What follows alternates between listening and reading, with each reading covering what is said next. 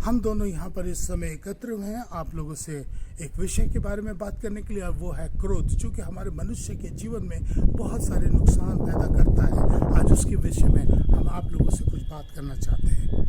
क्रोध क्या है? क्रोध के बारे में अगर परिभाषा देखी जाए, क्रोध मनुष्य के अंदर एक भावना है जो मनुष्य के अहंकार को ठेस पहुंचाती है। कुछ अनोखी घटनाएं घटती हैं, जैसे पति पत्नी के बीच में, परिवार के सदस्य के बीच में कुछ टकराव हो जाता है, या आर्थिक समस्या होती है, या नौकरी की समस्या होती है, या पैसों की या भेदभाव की भावना जब आ जाती है, तो ये इससे एक क्रोध हमारे जीवन में उत्पन्न होता है। It is said a strong feeling of being upset or getting annoyed because of something bad has happened or gone something wrong, to hurt or to shout at someone, that is called the क्रोध।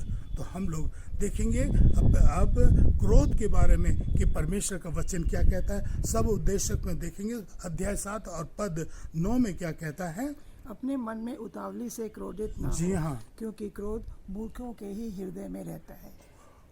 क्रोध मूर्खों के हृदय में हमेशा रहता है। ये वर्ड को आप कैच कीजिएगा।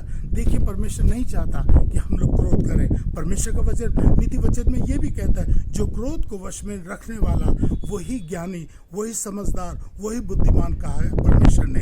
और एक और वचन कहता है नीति वचन में, विलंब से क्रोध करने वाला ही सफल और समझदार मनुष्य कहला जाता है। फिर नीति वचन में लिखा है 13 पद में, जो मुंह की चौकसी रखने वाला प्राण की रक्षा करता है, और जो बकबक हमेशा करता रहता है वो अपने ऊपर विनाश लेकर के आता। फिर लिखा है, क्रोध करने वाला मूर्ख का काम करता रहता, बैर पैदा करता है और लड़ाई झगड़े पैदा करता है। फिर लिखा है परमेश्वर के वचन में, क्रोध करने वाला लड़ाई झगड़ा पैदा कर करके वो क्या करता है, नुकसान पहुंचाता। वो कभी भी सीधी बातों को नहीं करता, और जो दबा देता है वो सीधा रास्ता चलता है।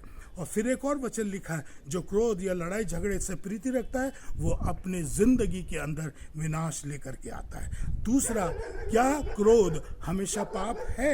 इसको हम लोग देखें, इफिसियों की पुस्तक अध्याय 4 और पद संख्या 26 में क्या लिखा है।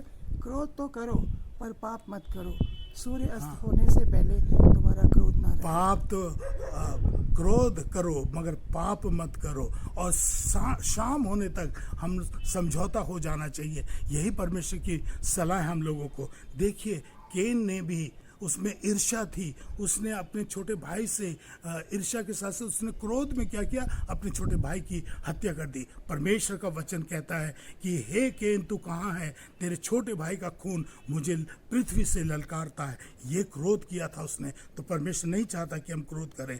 फिर मत्ती की अंजील में भी लिखा अध्याय 5 में कहता है, जो अपने भाई से क्रोध करता है वो कचहरी में दंड के लायक कहलाएगा। फिर आइए चौथा पद हम लोग देखेंगे, परमेश्वर कब क्रोध करता है उसको देखेंगे। नीति वचन 6 का 16 पद से 19 पद में क्या कहता है। इन बातों से उसको घृणा तथा क्रोध है, घमंडी की चढ़ी हुई आंखों जी से, हाँ, झूठ बोलने वाली जीभ से, झूठ बोलने वाला, निर्दोष का लहू बहाने वाले जी हाथों से, हाँ, अनर्थ कल्पना करने वाला मन से, जी, बुराई करने वाले के वेग से दौड़ने वाले पाँव से, झूठ बोलने वाली साक्षी जी। और भाइयों के बीच में झगड़ा उत्पन्न करने वाले मनुष्य से परमेश्वर कभी भी पसंद नहीं करता। जो आपस में भाई बहनों के बीच में, परिवारों के बीच में फूट डालता है, कानाफूसी करके, बुराइयां करके एक दुश्मनागी पैदा करता है, परमेश्वर को कभी अच्छा नहीं लगता। परमेश्वर का वचन ये भी कहता है कि अगर मैं झूठी साक्षी भी देता हूँ, लोग पैसे के प्रलोभन में हम झूठी गवाहियाँ देने लगते हैं, पैसे के पीछे हम लोग बहुत से ऐसे गलत काम करने लगते हैं, परमेश्वर कहता है इन सब चीज़ों से मैं नफरत करता हूँ।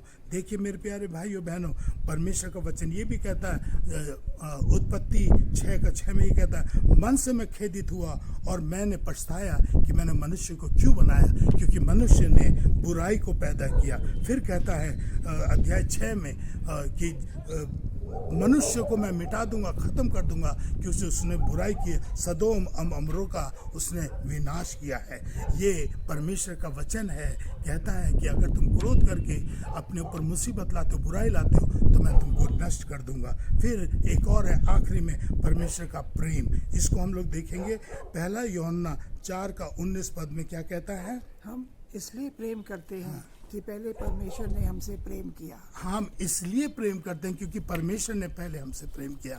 मेरे प्यारे भाइयों बहनों, ये परमेश्वर का वचन हमको कहता है कि सबसे बड़ी आज्ञा क्या है?